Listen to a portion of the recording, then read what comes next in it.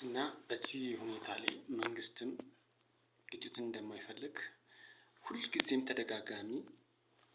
በተደጋጋሚ እኛ ስምምነት እንፈልጋለን፣ ግጭት አንፈልግም፣ ከኛ ጋር መስራት የሚፈልግ ሰው በራችን ክፍት ነው ብሎ ሲጠራ እሰማለሁ። ሁልጊዜም በሰላም ሁኔታ የሚመጣውን እንደሚቀበል፣ ጥሩ መልካም ነገር እንደሚያስብ ሁሌም እሰማለሁ። መንግስት ራሱ ይፈቅዳል ስምምነትን፣ መንግስት ራሱ ይጠራል፣ ኑ እንስማማ፣ ኑ እንስራ፣ ግጭት ይቅርብን፣ ጦርነት ይቅርብን። ጦርነት አውዳሚ ስለሆነ ማለት ነው። አውዳሚ ምንም ቅጥ የለውም፣ ምንም ጥሩ ነገር የለውም። ከዛ አልፎ እምቢ የሚል ከሆነ ደግሞ ሰላም ማስከበራችን ያው አይቀርም። ምክንያቱም እኛ ወታደር ነን ምን ጊዜ። ሆኖም ግጭትን አይደለም ሰው፣ ብሔር፣ የሃይማኖት አባት፣ አባገዳዎች፣ ትልቁ ሁኔታ አባገዳ ነው። አባገዳዎች ምን ጊዜ ግጭትን ለማስቆም የሚጥሩ አባቶች አሉ፣ ትላልቅ ሽማግሌዎችም አሉ።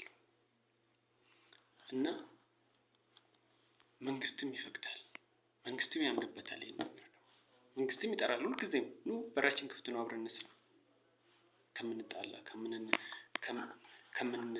ከምናጠፋ ኑ አብረን እናብራ ብሎ ይጠራል። መንግስትም ይፈቅዳል፣ ህግም ይፈቅዳል። ቅድም ያልኩት ይሄ ነው፣ ህግ ራሱ ይፈቅዳል ያልኩት ማለት ነው። እና በስምምነት የምናደርገው ነገር መልካም ነው ብዬ ነው የምቀበለው። እኔ በራሴ ጥሩ ነው ብዬ አምናለሁ። እግዚአብሔር ይርዳን። እግዚአብሔር ደግሞ ትልቅ ነው።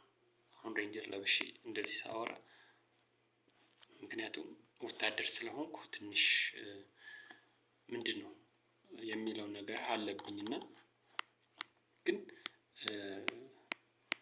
ቢሆንም እንስማማ ማለትም ወይንም እንግባባ፣ በሀገር ጉዳይ ላይ ኑ ወደ መልካም ነገር እንስራ፣ ለምን አንስማማ፣ ለምን አንግባባ ማለት ነውር አይደለም፣ ኃጢአትም አይደለም።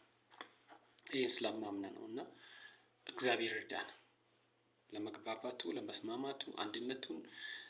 የውጭ ወረራ ከመጣብን እኮ አንድ ነን። አዎ አሁንም ወንድማማች ሆነን ለምን እንጋጫለን የሚለውን ነገር እግዚአብሔር ይርዳን። እንስማማለን፣ እንግባባለን። የማንግባባበት ምክንያት ምን አለ? ምንም የለም። እንግባባለን፣ እንስማማለን 100%። እግዚአብሔር ይርዳን። ኢትዮጵያን እግዚአብሔር አብዝቶ ይባርክ። ኢትዮጵያ ወደፊት። ኢትዮጵያ ምን ጊዜም ቀዳሚ ናት።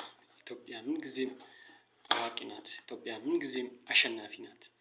ኢትዮጵያን ሕዝብ ብሔር ብሔረሰቦቿን ሁሉ ጨምሮ አብዝቶ ይባርክ። እግዚአብሔር ከእናንተ ጋር ይሁን። አመሰግናለሁ።